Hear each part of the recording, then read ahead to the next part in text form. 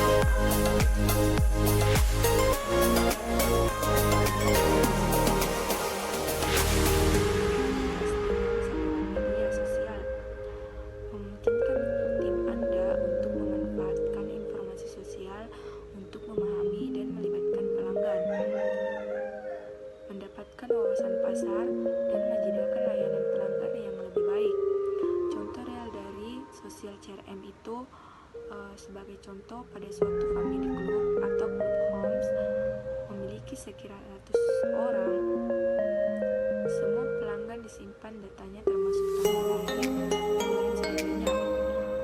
Ketika salah seorang anggota yang kebetulan hari itu adalah hari ulang tahunnya, mereka check in langsung juga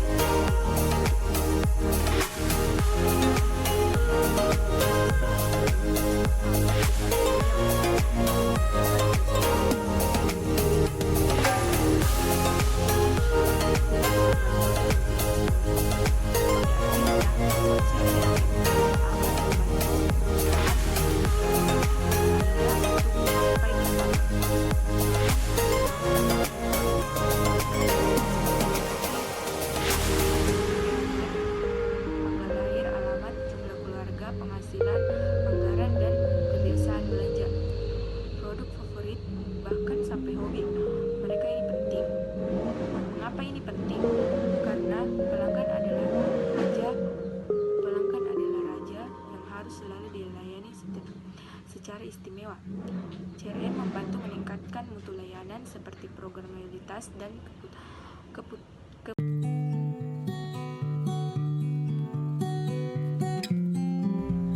Di sini saya akan menyimpulkan dua materi tersebut. Materi pertama, melindungi sistem informasi. Kesimpulannya yaitu, dalam dunia komunikasi, data global dan berkembang teknologi informasi yang senantiasa berubah secepatnya, berkembang software, keamanan merupakan suatu isu yang sangat penting, baik itu keamanan fisik, keamanan data, maupun keamanan komunikasi. Seperti kita sadari bahwa untuk mencapai suatu keamanan itu adalah suatu hal yang sangat mustahil. Seperti yang ada dalam dunia nyata sekarang ini, tidak ada satupun daerah yang betul-betul aman kondisinya, walaupun penjaga keamanan telah menetapkan daerah tersebut. Begitu juga dengan keamanan sistem komputer. Namun, yang bisa kita lakukan adalah untuk mengurangi gangguan keamanan tersebut. Kesimpulan materi kedua yaitu kegunaan operasional dan peningkatan sistem perusahaan merupakan hal untuk domestik. Maka kita ingin merespon dengan cepat ketika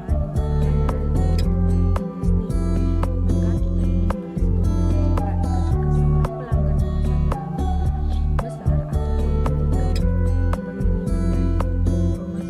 terkendala. Pengambilan keputusan seringkali berdasarkan protokol biasa,